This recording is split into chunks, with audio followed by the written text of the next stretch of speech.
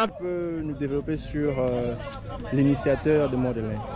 Oui, bien sûr. L'initiateur s'appelle Elibola, un Congolais ainsi que Sénégalais, né à Kinshasa mais résident aux États-Unis.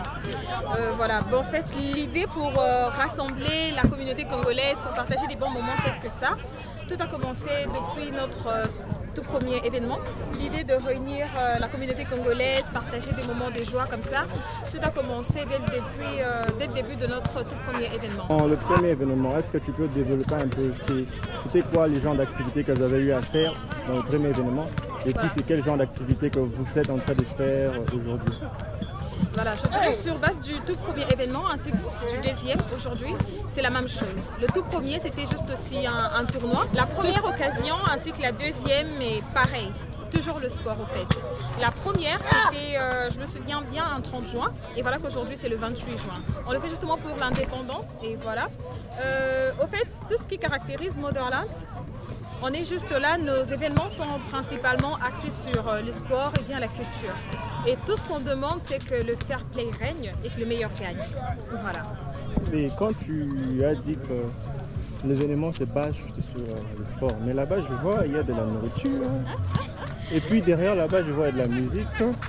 Est-ce que tu peux un peu nous développer si seulement c'est basé sur le sport? Pourquoi on amène de la nourriture? Et c'est quel genre de nourriture qu'on a là-bas? En tout cas, c'est une bonne question. Déjà, premièrement, je m'excuse parce que j'ai quand même oublié ce petit détail, la nourriture. Lorsqu'on voit un Congolais, excepté autre chose en tête, la bonne nourriture est notre culture au fait. Déjà, vous allez remarquer, la nourriture qu'il y a là, c'est la nourriture purement congolaise. Donc, lorsqu'on organise des événements comme ça, vous trouverez, à part le foot, vous trouverez de la nourriture délicieuse, de la boisson rafraîchissante. On préfère bien ces beaux soleils pour voilà, se sentir encore plus mieux. Quand tu parles de la nourriture congolaise, il y a ceux-là qui seront en train de voir cette vidéo, qui ne se connaissent pas.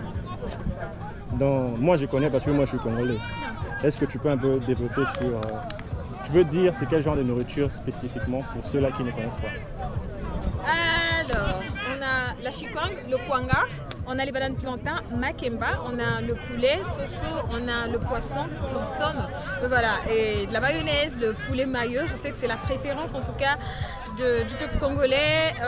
On a de la bière, bien sûr, et voilà, la bière à manger, voilà, bien glacée. Ok, c'est bon.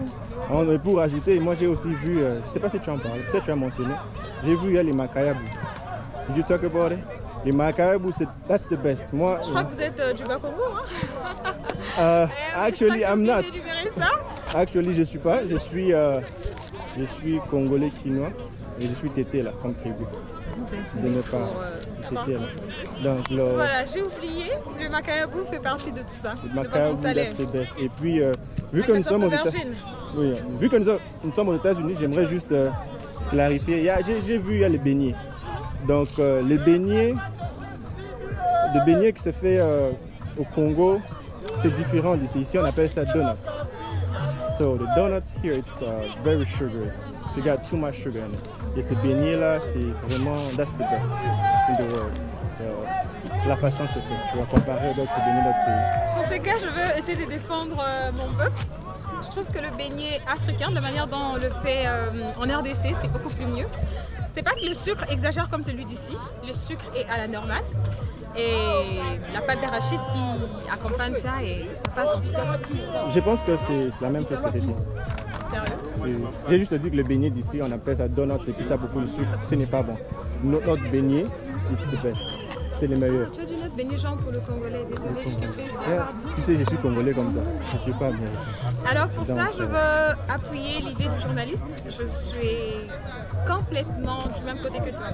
Les beignets sont les meilleurs. Celui d'ici, c'est trop sucré, mais de notre côté là, le sucre est bien dosé avec la pâte d'arachide. Oh là là, j'arrive pas à y croire. Bon là, nous tendons déjà vers la fin pour notre petite vidéo ici, qui est en train de faire le recap pour l'événement qu'on a aujourd'hui. Bien sûr. Juste pour un quick recap sur ce que tu as dit, tu as dit que l'initiateur c'est Elibola, oui, qui est venu avec l'idée Modelin. Voilà. Bon, c'est à lui que tu as posé la question pourquoi ce mot Modelin. We're gonna get to that at some point later on today. Mais et l'événement sur les activités que nous avons, the main activity, c'est le soccer. qu'on appelle football. Et puis aussi de la culture. Il y a de la musique congolaise, des profits, des familles. Il y a de la nourriture de Congolais, which is really good. So, moi, derrière la caméra, vous ne pouvez pas me voir, mais je suis Gracien Onia. Je suis votre animateur de OTG Podcast. So, et c'est parfait. C'est parfait. Et tu as un dernier mot avant qu'on puisse se séparer aujourd'hui? Comme je l'ai dit, notre devise est que le meilleur gagne et que le fair play règne. Toujours. Même si il s'avère que vous échouez, on reste toujours consolidé. Parce que c'est pas la dernière. Espérons bien l'année prochaine, on aura quelque chose du genre. Même morale. Bien sûr, toujours. Merci à vous. Merci.